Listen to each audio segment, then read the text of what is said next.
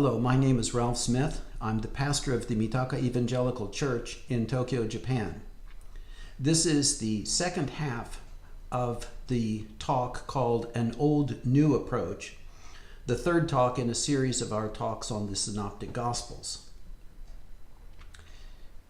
In the first part of this talk, I addressed the question, when were the Gospels written? And I suggested that they were written very early on. Now I want to talk about which gospel was written first and which gospel depends upon which. I'd also like to address the question, to whom and for whom were the gospels written? But the two questions I want to suggest need to be answered together. And to answer these questions, we need to consider the gospels in the light of the history recorded in the book of Acts and also in the light of early church tradition. What I'm going to assert is that the Gospels, seen in the light of the history of Acts, fit the picture passed down from very early tradition, that Matthew wrote first for the Hebrews, that Mark wrote down what Peter taught him, and that Luke wrote last of the three, and of course, John last of the four.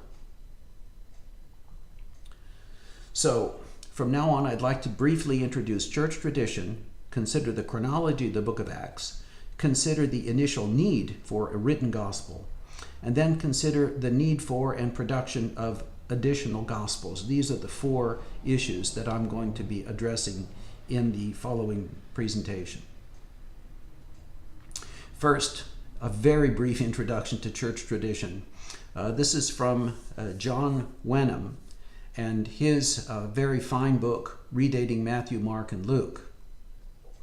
He says, the church fathers are almost unanimous in asserting that Matthew the tax collector was the author writing first for Hebrews in the Hebrew language. And then he gives us a list of the early church fathers, approximately when they lived and died and so forth, telling us about this early church tradition. Matthew wrote first, and he wrote for Hebrews in the Hebrew language. That's very complicated, but in other words, the tradition is complicated in some ways, but that's the basic idea that we have. It's the basis for what is called the Augustinian hypothesis. Matthew obviously relied upon eyewitness sources to learn about the story of Jesus' birth and about the story of Mary and Joseph fleeing to Egypt and so forth. As I suggested in the first part of this lecture, Matthew almost certainly took notes and was relying on his own notes, and it really doesn't have to be limited to his own notes. Mark has the testimony of Peter behind his gospel, but he also has the Gospel of Matthew written before him that he can look at. And then Luke is also relying upon eyewitness sources, which is what he himself tells us and which is evident from the early chapters of his gospel. And in addition, Luke has the Gospel of Matthew, the Gospel of Mark, and maybe Luke also has Matthew's notes. To consider the chronology of the book of Acts and see how it gives us ideas to put together the whole picture, we have to go to the Apostle Paul, actually. Paul says in Galatians chapter 1, then, speaking of after his conversion, then after 3 years, I went up to Jerusalem to see Peter and remained with him 15 days. So whenever the Apostle Paul was converted, it was 3 years later before he went to Jerusalem for his first visit to Jerusalem. Acts chapter 9 tells us about that first visit to Jerusalem. And when Saul had come to Jerusalem, he tried to join the disciples, but they were all afraid of him and did not believe that he was a disciple.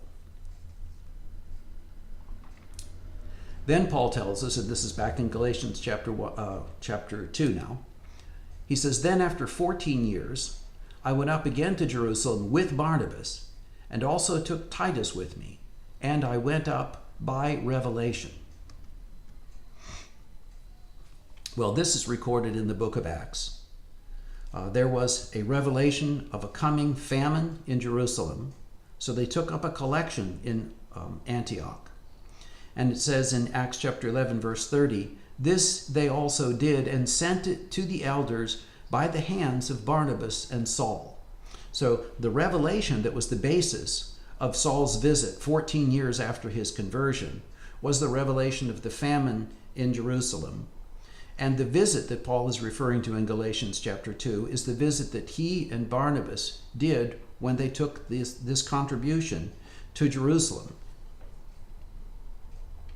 That visit is recorded in Acts chapter 12. Acts chapter 12 tells us about the death of Herod Agrippa I, and this happened in AD 44. Paul's visit to Jerusalem in Acts chapter 12, therefore, was in AD 44, 14 years after he was converted, and that means that Paul was converted in AD 30. This means that everything in Acts chapter 1, verse 1 to chapter 9, verse 22, which is where Paul is converted, all of that happens in AD 30, the very first year of the church. So when would there have been a need for a written gospel? When might Matthew have written his gospel on the basis of an evident need? When would that be? Well, the answer is on the day of Pentecost. 3,000 Jews from all over the Roman Empire and beyond were baptized in a single day. They needed to know the story of Jesus, and Matthew had been commissioned to tell the story of Jesus. So when Peter and the apostles baptized these 3,000 people on the day of Pentecost, since they have come from all over the Roman Empire and beyond, they're going to go back to their homes. Many of these people would have been acquainted with the story of Jesus to some degree and may have even been there at Passover time when Jesus was crucified 50 days earlier. But there must also have been many of them who only had vague ideas about the story of Jesus. There was a need for the early Jewish believers to hear the story of Jesus, and Matthew was the man to do it. Already then, in AD 30, there was an evident need for a gospel, a man who was trained to write and who had almost certainly taken notes on Jesus' deeds and teaching, and who had been commanded by Jesus to tell the story, not Matthew alone, of course. There is no psychological, sociological, ecclesiological, theological, or other compelling argument against Matthew writing as soon as possible after Pentecost. Or to state the point in positive terms, okay? There was a deep psychological motive for Matthew, who from his calling was a zealous evangelist. Matthew records this himself in Matthew chapter 9, verse 9 and following, and in the parallel passages in Mark and Luke. The conversion of Matthew in that first feast that he held for publicans and tax sinners like himself, that's recorded in all three Gospels. It shows us that from the time of his call to be a disciple of Jesus, he was a zealous evangelist. He has that same zeal at Pentecost when he sees 3,000 of his fellow countrymen converted, and he knows of their need to hear the full story of Jesus. There was a sociological and ecclesiological need. 3,000 converted Jews who need to know about Jesus. They are going to be foundational in the new society. They're going back to their homes, and they're going to establish places to gather together, to read the scriptures, to talk about Jesus, and to remember the meal that Jesus gave to his disciples. There was a profound theological need for new revelation for the new covenant. Jesus said that he came to establish a new covenant, and he gave them a meal that is a new covenant meal. The revelation that begins with the Gospel of Matthew is part of that new covenant revelation for a new church, for a new people. The need is there from the very beginning. Let's think about the need for and the production of additional Gospels. What about Peter and the Gospel for the Romans? The story in the book of Acts tells us that Peter was the first apostle to the Gentiles in Acts chapter 10. There is no clear date given in the book of Acts, but I think that it's relatively clear, given the flow of the story, that it would be sometime around AD 40.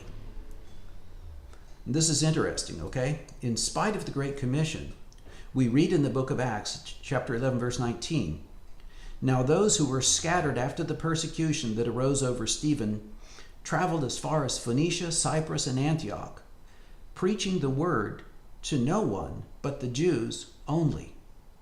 It didn't occur to the early Christians, the early Jewish Christians, it didn't occur to them to preach the gospel to Gentiles.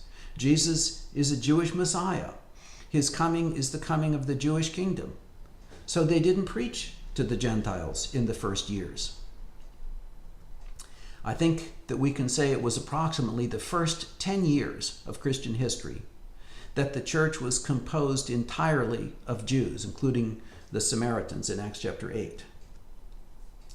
None of the disciples preached to the Gentiles until Peter opened the way. And you remember the story in Acts chapter 10, Peter himself had to be persuaded by special revelation to preach the gospel to a Roman. God appeared to Peter in a vision, and God made it clear to Peter that he was not to call unclean what God had cleansed. Even then, Peter had to be commanded by the Holy Spirit to go to the Romans. And when he went and preached the gospel and the Romans believed, the Roman Gentiles believed, the Holy Spirit baptized them first. And only when Peter saw that they had been baptized by the Holy Spirit did it occur to Peter to baptize these people. It tells us in Acts that the centurion invited his friends and relatives to hear Peter. It would have been a significant number of people who heard Peter and were converted, not like the 3,000 on Pentecost, but there could have been well over 100 people in that gathering. After this group of Romans believed in Jesus, there was a need for a gospel for the Romans, an abbreviated form of Matthew that concentrated on Jesus' deeds, proving to the Romans that Jesus is the Son of God. Peter, together with Mark, could have written his gospel sometime in the AD 40s. Then, after Jewish Christians in Antioch also began to preach the gospel to Gentiles, the church in Jerusalem sent Barnabas to see what was happening, and he went and found Saul and brought him back with him to Antioch sometime before AD 44, which is the death of Herod in Acts 12, right? So in Acts chapter 11, Barnabas finds Saul. They're preaching now to Gentiles in Antioch as well. And in AD 45 or 46, Paul and Barnabas are sent out by the church in Antioch to visit cities in Galatia and to preach to the Gentiles there. Then, some Jewish Christians from Jerusalem visited the churches in Galatia and confused the Galatian Christians, so Paul had to write a letter. The letter that Paul wrote to the Galatians must have been after Paul's missionary journey, obviously, but also before the Jerusalem Council. That is to say, the book of Galatians was written sometime after 45 or 46, and sometime before 48 or 49. If the council had been held first, there would have been already an official word on circumcision that Paul could reference, and he wouldn't have to have written the book of Galatians as he wrote it.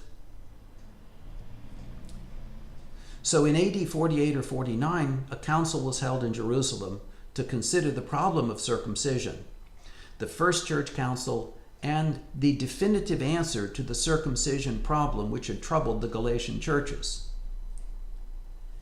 After that council, Paul and Barnabas split up and went different ways and began their missionary journeys. And the book of Acts concentrates, of course, upon Paul's missionary journeys after the council in Jerusalem. Paul went to the Greeks, and Luke traveled with him much, although not all of the way. Paul's ministry to the Greeks created the need for the story of Jesus for Greek Christians, and Paul's friend Luke wrote that story perhaps sometime about AD 55.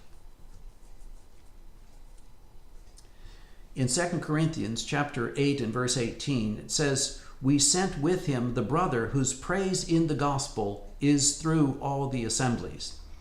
And what Wenham has suggested is that the brother here is Luke, and his praise in the gospel means his fame because of the gospel of Luke that he has written. Now, 2 Corinthians is written sometime in the AD 50s, sometime around AD 55, and Luke's gospel, if this is referring to Luke's gospel, would have been written before then.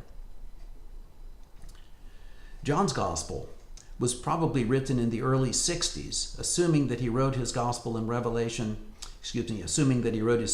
Revelation after or about the same time as the gospel. By the time John wrote, he knew the other three gospels, and he wrote his gospel to a church that was largely Gentile, adding an extra testimony to the story of Jesus for a growing church. So the picture that I have is Matthew written for Jewish believers, and maybe having been originally written even in Aramaic, around AD 30, or sometime in AD 30. Mark, written for Roman believers, with the help of Peter, or Mark writing down Peter's testimony in the AD 40s after the conversion of Cornelius and the beginning of the gospel among Romans. And then Luke, especially with Greek believers in mind, written in the AD 50s by Luke, who is traveling together with the Apostle Paul and joining in Paul's ministry to the Gentile Greek believers. And then finally, John writing his gospel in the early AD 60s for a maturing church. This picture of the writing of the four gospels fits with the evidence that we have that the gospels are based upon eyewitness testimony, that they were all written well before AD 70. It fits with the early church evidence that we have of a literate Jewish culture. It fits with the need for new revelation for a new covenant. And it fits with the historical picture that we have in the book of Acts. This, I believe, is much more reasonable, historically groundable, and theologically reliable speculation about when the Gospels would have been written. I offer it to you for your consideration. Thank you for listening. This is the end of our talk.